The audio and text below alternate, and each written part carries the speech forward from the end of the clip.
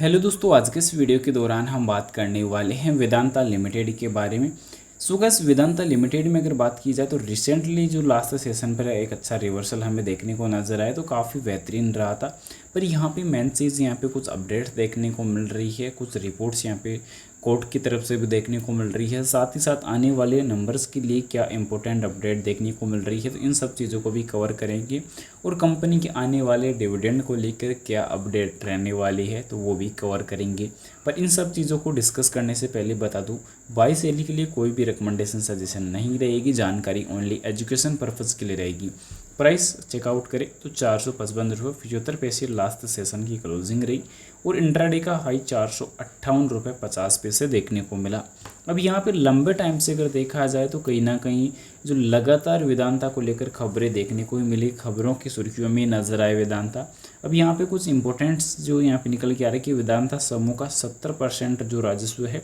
अब संक्रमण धातुओं से आता है। वेदांता समूह भारत की ऊर्जा सुरक्षा और आत्मनिर्भरता और स्थिरता को मजबूत करने के लिए एल्यूमिनियम जस्ता और गैस का विस्तार कर रहा है। अब इसमें मेन चीज़ क्या देखने को मिल रही है कि कंपनी का जो पोर्टफोलियो है वो अपना विस्तार कर रही है और एल्यूमिनियम उत्पादन क्षमता को बढ़ाकर 3.1 मिलियन टन प्रति वर्ष कर रही है और हिंदुस्तान जिंक सीसा और चांदी का उत्पादन दोगुना करने की अपनी योजना पर काम कर रही है, क्योंकि कंपनी ने दुर्लभ मृदा वेनेडियम, ग्रेफाइट और टंगस्टन सहित महत्वपूर्ण खनिज ब्लॉक भी हासिल कर लिए हैं, जो बैटरी, इलेक्ट्रिक वाहन और नवीकरणीय ऊर्जा प्रणाली जैसों के लिए महत्वपूर्ण रहने वाली है। यानी कि कंपनी के लिए एक से अनेक जो है अवसर यहाँ पे नज़र आ रहे हैं।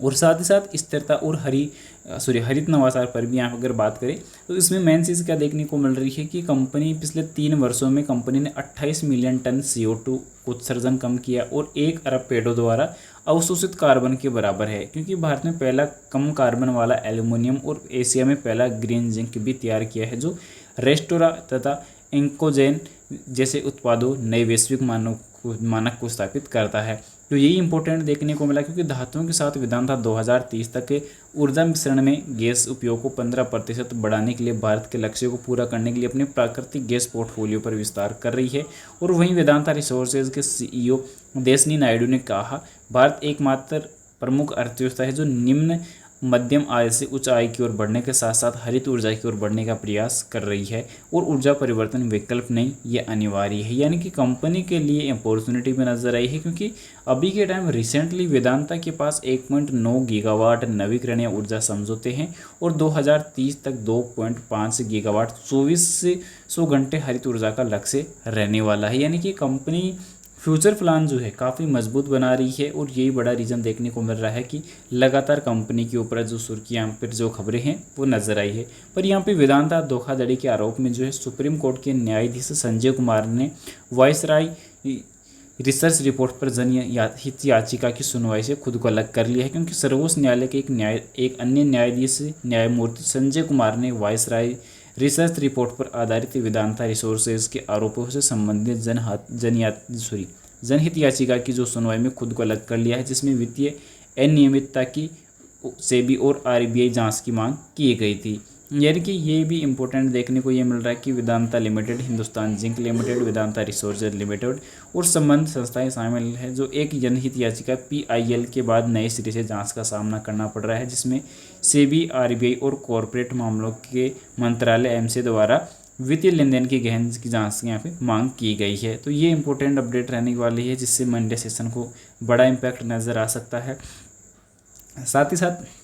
वेदांता के खिलाफ शॉर्ट सेलर के दावे की समीक्षा भी अभी के टाइम देखने को मिल रही है सिंगापुर वेदांता के खिलाफ। इनकी सिंगापुर में ये अपडेट नजर आई है सिंगापुर कंपनी के लिए। साथ ही साथ जो कंपनी का सिंगापुर में बिजनेस है उस चीज़ से रिलेटेड रहने वाला है। राइटर्स द्वारा देखे गए दस्तावेज से पता चलता है कि सिंगापुर पुलिस द्वारा शॉर्ट सेलर वायसराय रिसर्च की जो अभी के टाइम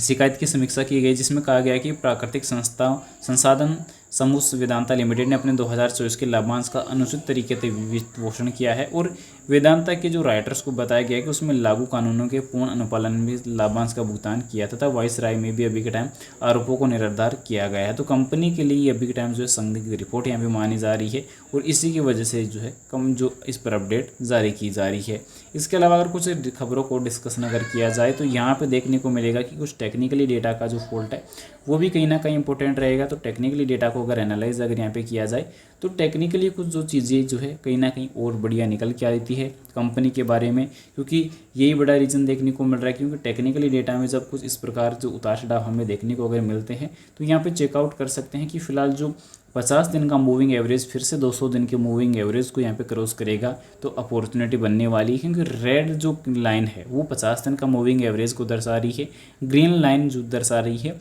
वो 200 दिन के मूविंग एवरेज को, यानी कि 50 दिन का मूविंग एवरेज 200 दिन के मूविंग एवरेज को क्रॉस करेगा तो गोल्डन क्रॉस ओवर बनेगा और एक अच्छी रिकवरी का जो संकेत है वो कहीं ना कहीं फिर से मार्केट में नजर आ सकता है। RSI इंडिकेटर अभी के टाइम अगर बात की जाए तो 58.68 अंकों पे देखने को मिल रहा है, जो एक अच्छी अपॉर्चुनिटी रहने वाली है। रही बात दोस्तों डिविडेंड बोनस को लेकर, तो कंपनी आने वाली Q2 के लिए कितना डिविडेंड वगैरह प्रोवाइड करती है नेक्स्ट मंथ की आने वाली बोर्ड बैठक में जो है पता चलने वाला है, तो थोड़ा पेशेंस हम रख सकते हैं। रही बात यहाँ पे मेन चीज़